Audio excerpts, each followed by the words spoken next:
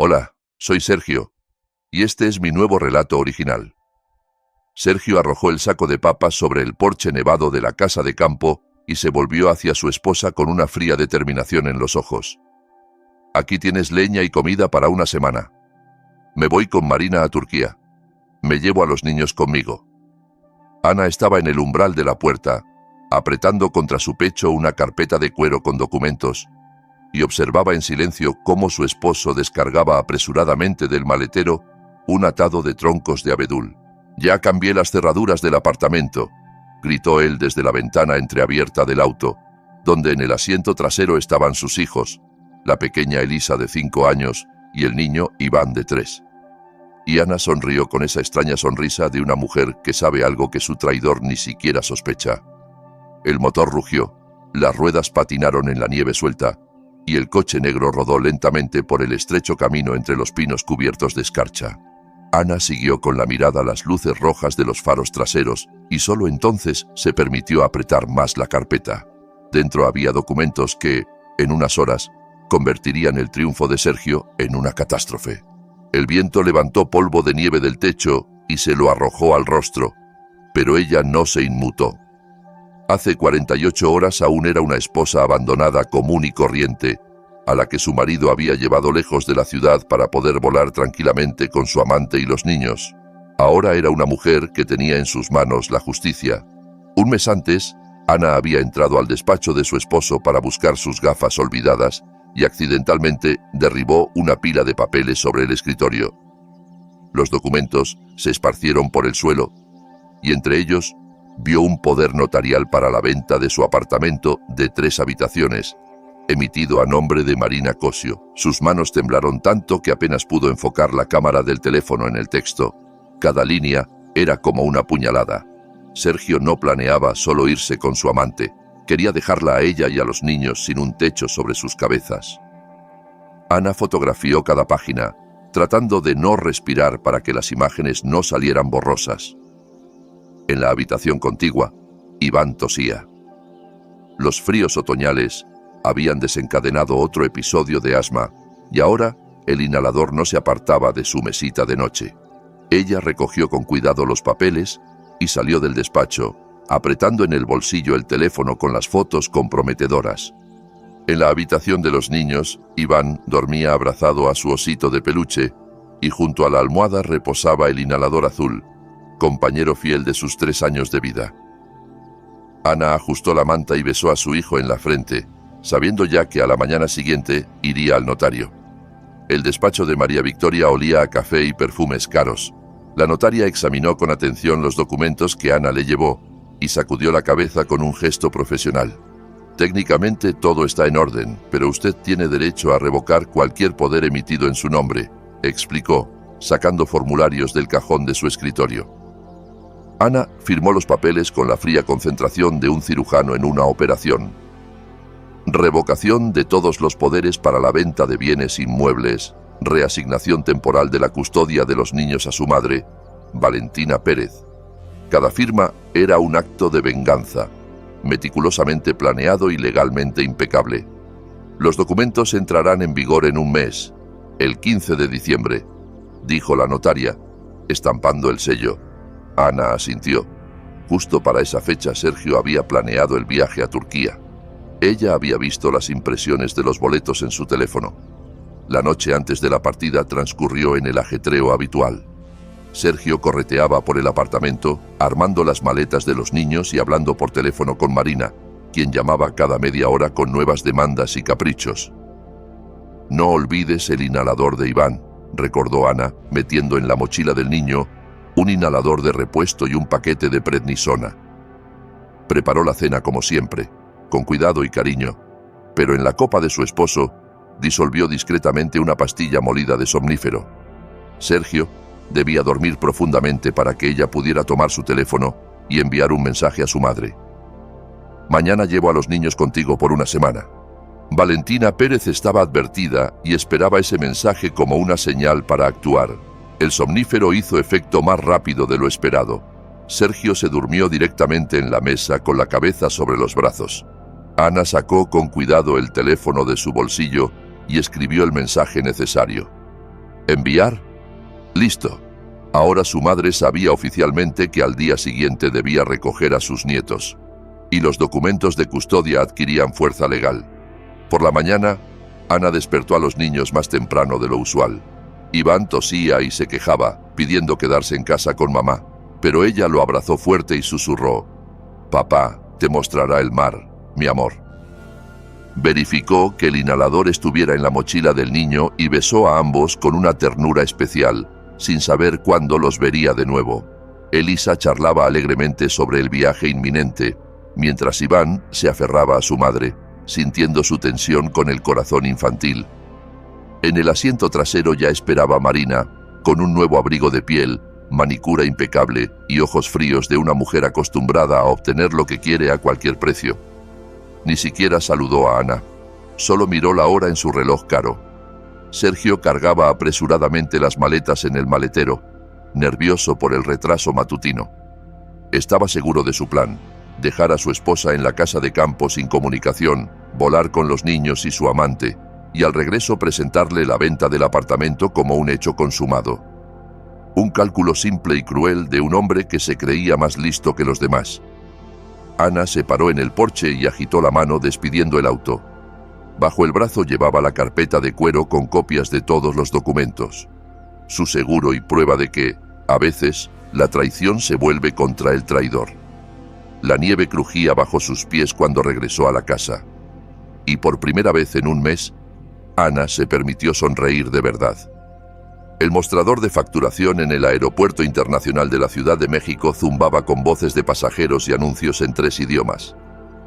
Sergio extendió con confianza 4 pasaportes: el suyo, el de Marina y los de los niños. Elisa giraba alrededor, admirando los carteles brillantes de los resorts turcos, mientras Iván se aferraba a la pierna de su padre, aún somnoliento después del viaje matutino. La empleada detrás del mostrador examinó los documentos, pasando páginas y comparando fotos con rostros. Sus cejas se fruncieron lentamente y Sergio sintió el primer pinchazo de ansiedad. ¿Tienen el permiso notarial de la madre para sacar a los niños del país?, preguntó ella, levantando la vista.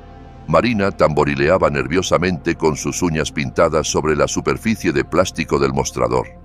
Su nuevo abrigo estaba desabrochado, revelando un vestido caro color hola marina. Ya se imaginaba paseando por las playas turcas. ¿Qué permiso? Soy el padre, respondió Sergio desconcertado. Pero la empleada ya llamaba al servicio de seguridad. Elisa empezó a lloriquear, sintiendo la tensión de los adultos. Iván tiró de la manga de la chaqueta de su padre y susurró: «Papá, quiero a mamá». Sergio le acarició mecánicamente la cabeza, sin apartar la mirada del rostro de la joven que tecleaba rápidamente en el ordenador. 10 minutos después, los llevaron a una pequeña oficina del jefe de turno del Servicio de Fronteras. El oficial uniformado verificaba metódicamente la base de datos, mientras en la pantalla del computador aparecían líneas con información oficial. Marina se removía en la silla y miraba constantemente su reloj. Su vuelo salía en 1 hora y media.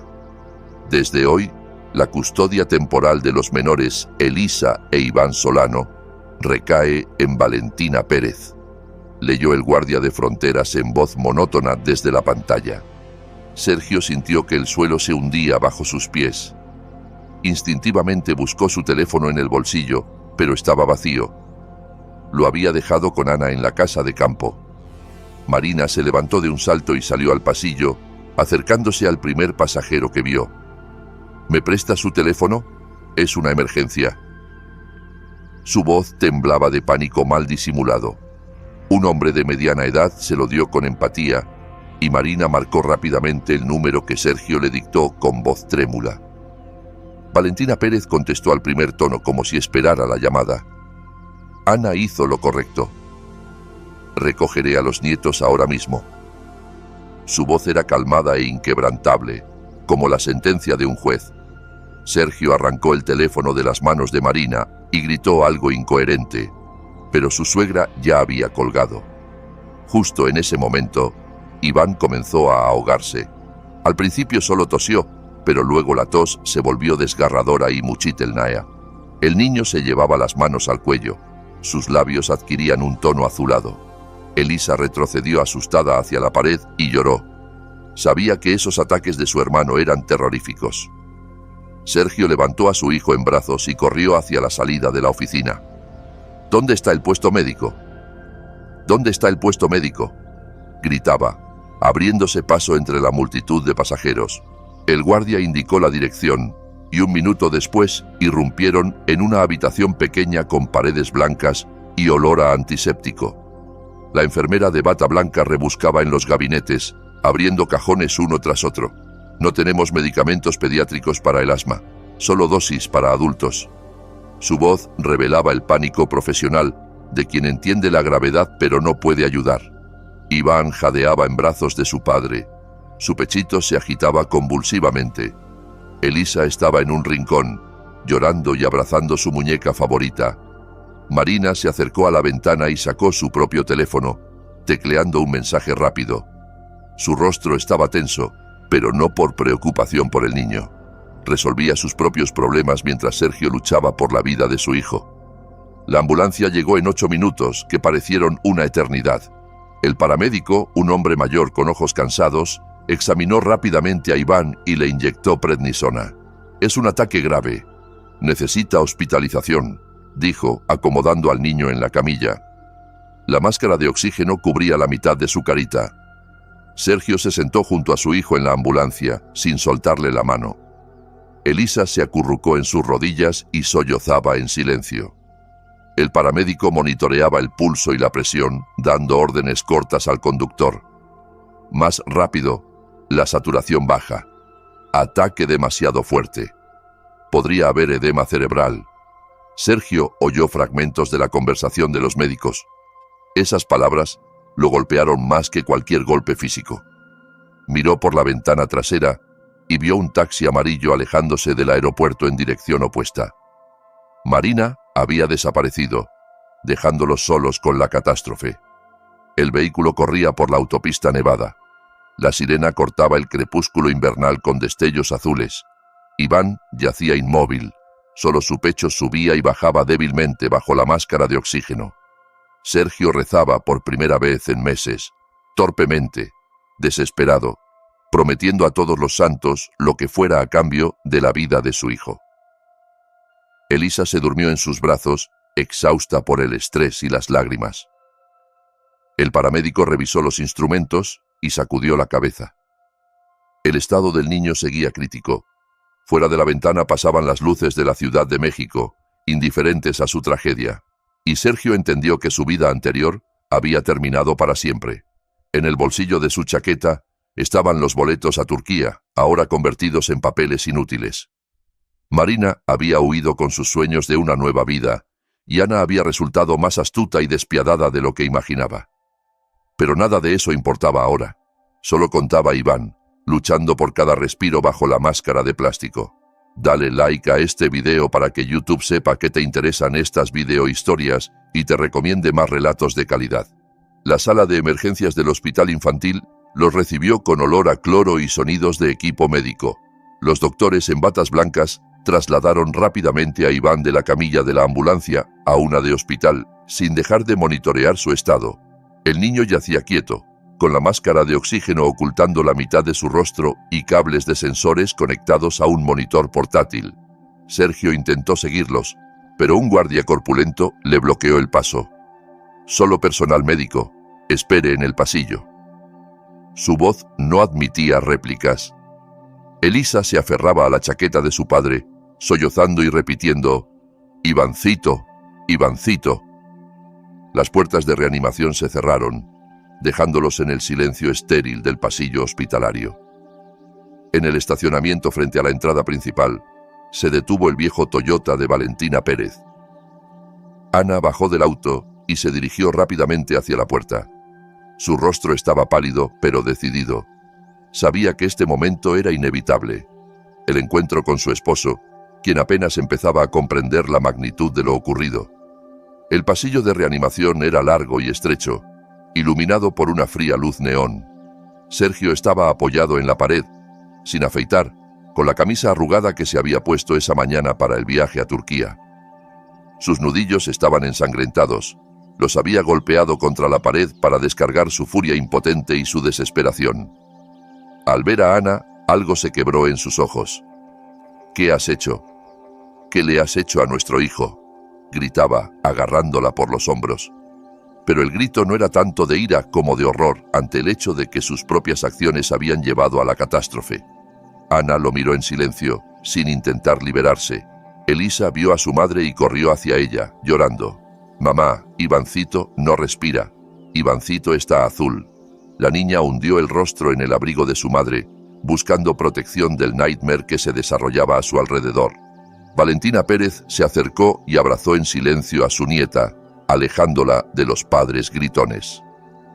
El jefe de reanimación era un hombre de unos 50 años con ojos cansados de un médico que ha visto demasiadas tragedias infantiles. Extendió sobre la mesa radiografías y resultados de análisis, explicando la situación a los padres con un lenguaje seco y profesional. Hipoxia cerebral grave, conectado a ventilación mecánica. Ana apretaba el borde de la mesa con tanta fuerza que sus nudillos blanqueaban. Cada palabra del doctor era como un martillazo. Edema cerebral, falta de oxígeno, pronóstico incierto. «No damos pronósticos por ahora. Las próximas 24 horas lo dirán». El doctor recogió las imágenes y miró a los padres con empatía profesional. Sergio sacó su teléfono y trató por enésima vez de llamar a Marina. El número estaba fuera de servicio. Ella lo había apagado justo después de subir al taxi en el aeropuerto.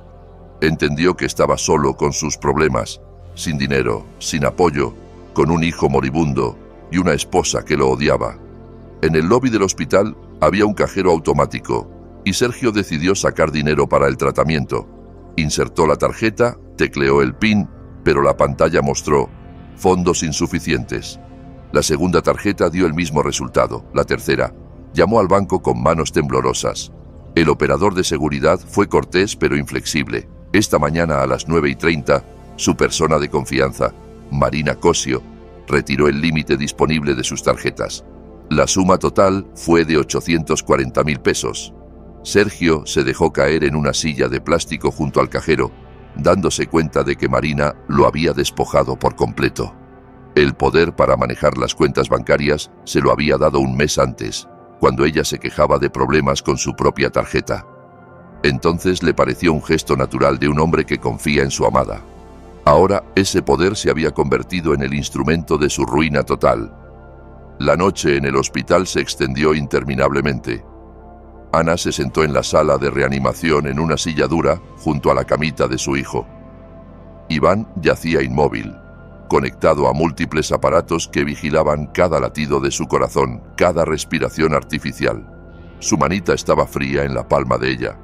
Los monitores pitaban monótonamente, mostrando una actividad cerebral débil. Los doctores entraban cada hora, verificaban los indicadores, anotaban en la ficha, pero sus rostros no revelaban nada. Ana no se apartaba de la cama, susurraba algo inaudible a su hijo, rezaba a un Dios en el que no creía. A través de la pared de vidrio de la sala, veía a Sergio. Él estaba sentado en el suelo del pasillo, recostado contra la pared, y lloraba. En silencio, como lloran los hombres adultos cuando su mundo se derrumba. Elisa dormía en sus rodillas, cubierta con su chaqueta. Valentina Pérez cabeceaba en un banco cercano. Al amanecer, el estado de Iván se estabilizó, pero los doctores aún no daban pronósticos. Ana pasó la noche en vela, sosteniendo la mano de su hijo y pensando que su venganza se había vuelto en su contra. Quería darle una lección a su esposo, mostrarle que no era tan fácil abandonar a la familia y llevarse a los niños. Pero el precio de la lección había sido demasiado alto. La luz matutina se filtraba por las ventanas del hospital, cuando la enfermera de turno le trajo a Ana una taza de té. «Vaya a lavarse la cara, yo me quedo con el niño», le ofreció con compasión. Pero Ana negó con la cabeza. No podía dejar a Iván ni un minuto, temiendo que se fuera mientras ella no estuviera. Sergio pasó la noche en el pasillo, incapaz de irse pero sin derecho a entrar en la sala. Pensaba en cómo todo había salido mal. Por la mañana planeaba estar en una playa turca con Marina y los niños, y ahora estaba en un pasillo hospitalario, arruinado, y abandonado, con su hijo moribundo detrás de un vidrio. Valentina Pérez despertó primero y llevó a Elisa al cafetín del hospital. La niña necesitaba comer y distraerse de lo que pasaba. ¿Ivancito se pondrá bien?, preguntaba Elisa, masticando un sándwich. «Se pondrá bien, mi sol». «Seguro que sí», respondía la abuela, sin creer en sus propias palabras. En la sala de reanimación, los monitores seguían pitando, contando los segundos de vida de un niño de 3 años. Ana no soltaba su mano, esperando que su calor lo ayudara a volver. Pensaba que estaba dispuesta a darlo todo, su venganza, su razón, su orgullo, solo para que Iván abriera los ojos y dijera: «Mamá, si te gustó este relato, suscríbete al canal para no perderte nuevos videos». La mañana del tercer día en reanimación empezó con un milagro. Ana cabeceaba en la silla junto a la camita de su hijo cuando oyó un leve ruido. Iván abrió los ojos y giró lentamente la cabeza hacia su madre. Su mirada era consciente, viva. «Mamá», susurró apenas audible, y esa palabra sonó como la música más hermosa del mundo. La enfermera de turno llamó inmediatamente a los doctores, y un minuto después una brigada de batas blancas irrumpió en la sala. El jefe de departamento examinaba los reflejos del niño, alumbraba sus ojos con una linterna, le hacía preguntas simples. «¿Cómo te llamas? ¿Cuántos años tienes?». Iván respondía en voz baja pero clara, y cada respuesta era prueba de que su cerebro no había sufrido daños. «Es un verdadero milagro», dijo el doctor, estudiando los indicadores de los aparatos. Ana lloraba, besando a su hijo en la frente, en las mejillas, en las manitas. No podía creer que la pesadilla hubiera terminado, que su niño había vuelto vivo y sano. Los monitores mostraban signos vitales estables. La respiración se había recuperado. Sergio entró corriendo a la sala al oír las voces de los doctores. No había dormido en 3 días. Su rostro estaba cubierto de barba incipiente, sus ojos rojos por el cansancio y las lágrimas. Al ver a Iván consciente, se lanzó hacia la cama, pero el niño se volvió asustado y se pegó a su madre. Iván recordaba los gritos en el aeropuerto. Recordaba cómo papá gritaba a mamá por teléfono. La memoria infantil guardaba el miedo y el dolor de ese día en que todo salió mal. «No quiero a papá», susurró, y esas palabras hirieron a Sergio más que cualquier acusación. La enfermera trajo los resultados de los análisis de sangre urgentes tomados justo después de que Iván despertara. En la sangre del niño se detectaron rastros de un fuerte sedante, informó al doctor. Ana palideció, comprendiendo lo que significaba. El somnífero que ella le había dado a Sergio en el vino, él se lo había administrado a los niños antes del viaje. Sergio vio el horror en los ojos de su esposa y supo que ella lo había adivinado. «Quería que durmieran tranquilos en el camino», confesó en voz baja. «Les di media pastilla tuya con agua. Pensé que era inofensivo». Ana se cubrió el rostro con las manos. Su propio somnífero casi mata a su hijo.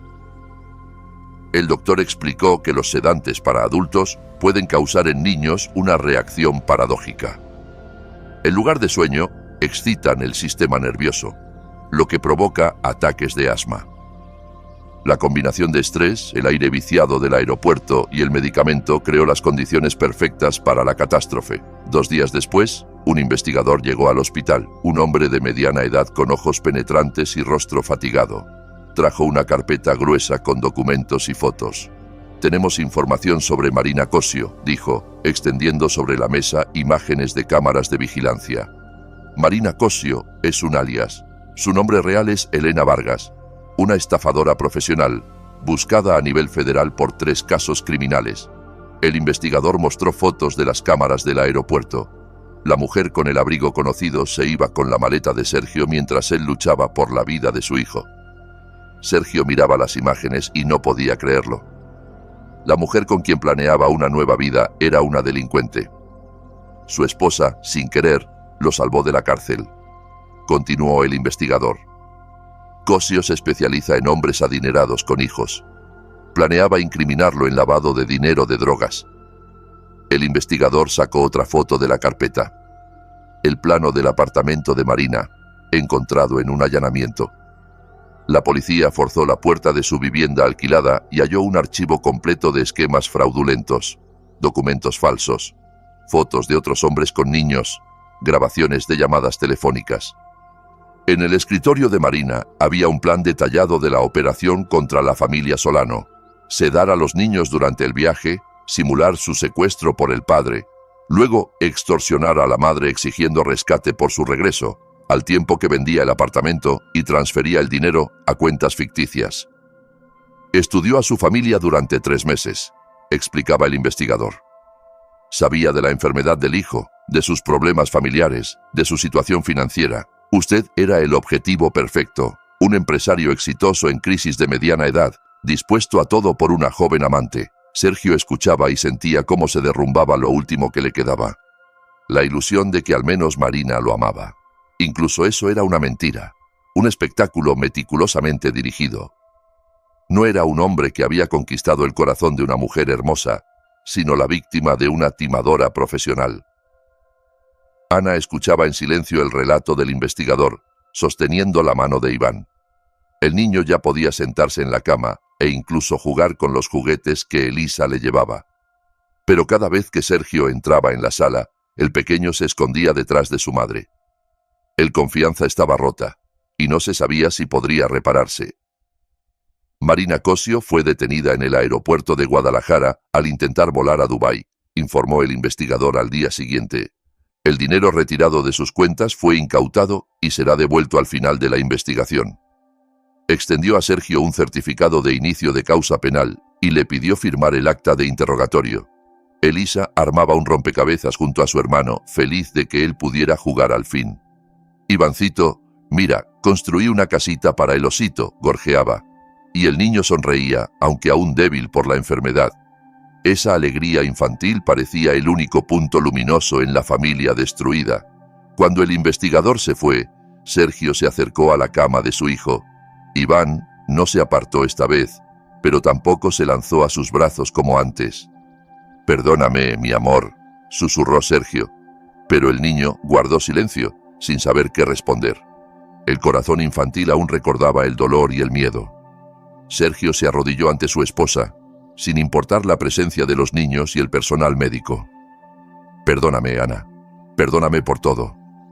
Su voz temblaba, las lágrimas corrían por sus mejillas sin afeitar. Entendía que lo había perdido todo: la familia, el dinero, el respeto de los niños. Y solo él era culpable. Ana miró en silencio por la ventana, donde caía la nieve de diciembre. Pensaba que su venganza había salido demasiado bien.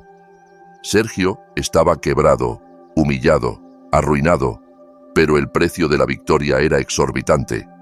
La vida de su hijo había pendido de un hilo, y la familia estaba destruida para siempre. Sí, el consultorio del psicólogo familiar estaba en una calle tranquila cerca del centro de la ciudad. Un mes después de la salida del hospital, Elisa se sentaba en una mesita y dibujaba con lápices de colores. En el papel aparecía una familia: mamá, papá e Iván tomados de la mano. Todos sonreían. «Los niños se recuperan bien», decía la psicóloga, observando el trabajo de la niña. Sergio y Ana se sentaban en el sofá de cuero, cada uno en un extremo. Entre ellos se abría un abismo invisible. Él había envejecido en ese mes. Su cabello tenía canas. En sus ojos se había instalado el cansancio de un hombre que entiende el costo de sus errores. Ana se mantenía erguida, pero sus manos delataban la tensión. Sus dedos apretaban el asa de su bolso con fuerza, blanqueando los nudillos. Iván aún evita el contacto físico con su padre, continuaba la psicóloga, hojeando sus notas. Es una reacción protectora normal después de un trauma. La confianza se reconstruye lentamente, especialmente en niños de esa edad. El niño jugaba en un rincón del consultorio con cubos de madera, mirando de vez en cuando a sus padres. Elisa levantó la cabeza de su dibujo y miró a la psicóloga. «¿Por qué papá no vive con nosotros?» Ivancito pregunta «¿Cuándo vendrá papá a casa?». Su pregunta infantil quedó suspendida en el aire, y los adultos no sabían qué responder. Ana se volvió hacia la ventana. Sergio apretó los puños. La psicóloga explicó suavemente a la niña que a veces los adultos toman decisiones que cambian la vida de toda la familia. «Pero eso no significa que papá haya dejado de quererlos», añadió, mirando a Sergio. Él asintió, sin confiar en su voz. Las palabras de amor sonaban amargas cuando uno mismo ha destruido lo que amaba. El edificio del Tribunal del Distrito de Reforma los recibió con paredes grises y olor a papelería. La audiencia por disolución de matrimonio estaba programada para las 10 de la mañana. Sergio llegó sin abogado. No planeaba disputar nada. En la sala de audiencias, Valentina Pérez se sentaba con los nietos en la última fila. Elisa jugaba en silencio con su muñeca. Iván dormitaba en las rodillas de su abuela. La jueza, una mujer de mediana edad en traje formal, leía los reclamos de la demanda en voz monótona. Pensión alimenticia del 30% de los ingresos.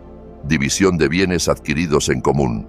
Determinación del lugar de residencia de los niños con la madre. Derecho limitado de visitas bajo supervisión de servicios sociales. ¿El demandado tiene objeciones a los reclamos?, preguntó la jueza. Sergio se puso de pie y dijo claramente: «No tengo objeciones. Me merezco esta decisión». Su voz no tembló, pero cada palabra le costaba esfuerzo. En la sala reinaba el silencio. Solo se oía el roce de papeles y el tic-tac del reloj de pared. Ana se sentaba en la mesa de la demandante y miraba al frente. Había logrado todo lo que quería. Sergio estaba castigado, humillado, privado de su familia. Pero la victoria no traía satisfacción, solo vacío y la comprensión de que no había vuelta atrás. La jueza dictó la disolución del matrimonio y la familia Solano dejó de existir oficialmente. La notaría en Paseo de la Reforma era la misma donde un mes antes Ana había revocado los poderes. Ahora firmaba el contrato de venta de la casa de campo, el mismo lugar donde su esposo la había dejado con un saco de papas y un atado de leña.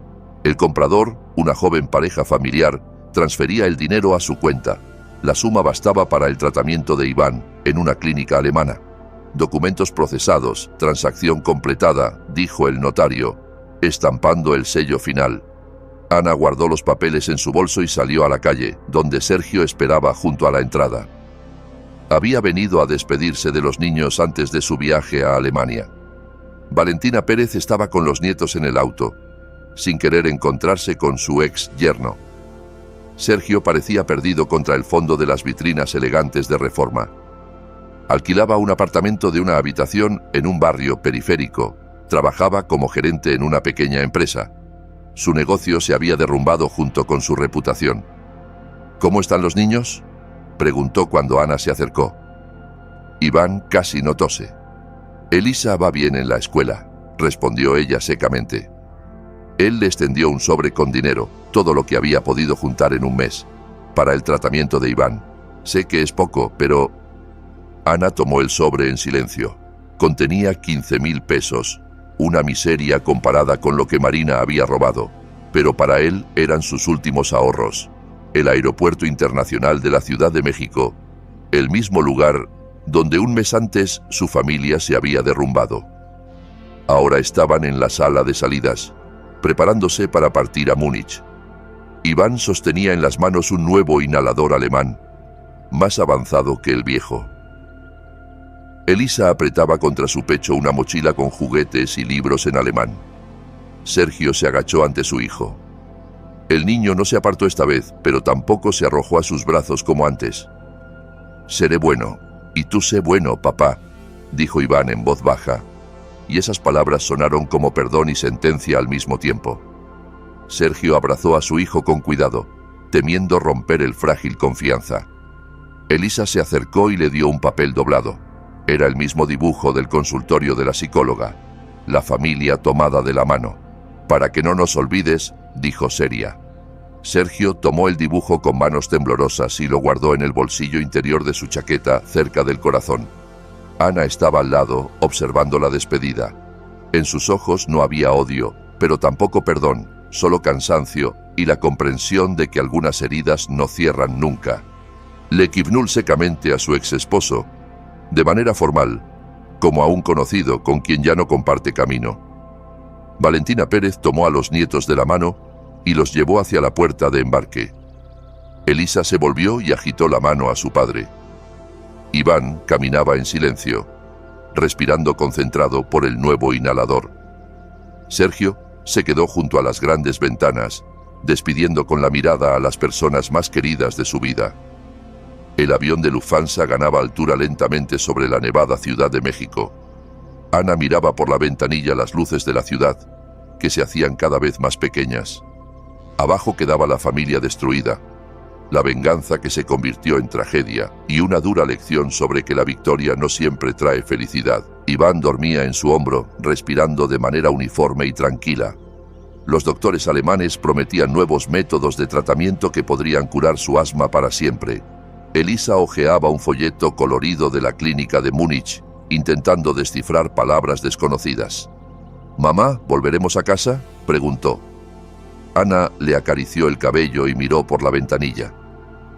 Delante había una nueva vida sin venganza ni engaño, sin odio corrosivo, solo con esperanza en la curación de su hijo y la posibilidad de empezar de cero. «Encontraremos un nuevo hogar», susurró, y el avión los llevó hacia un futuro incierto. Te recomiendo escuchar estos 2 relatos que ves en la pantalla. Estoy seguro de que te gustarán. Y en los comentarios de este video encontrarás un enlace a una selección de los mejores relatos de todo Internet. Gracias por ver.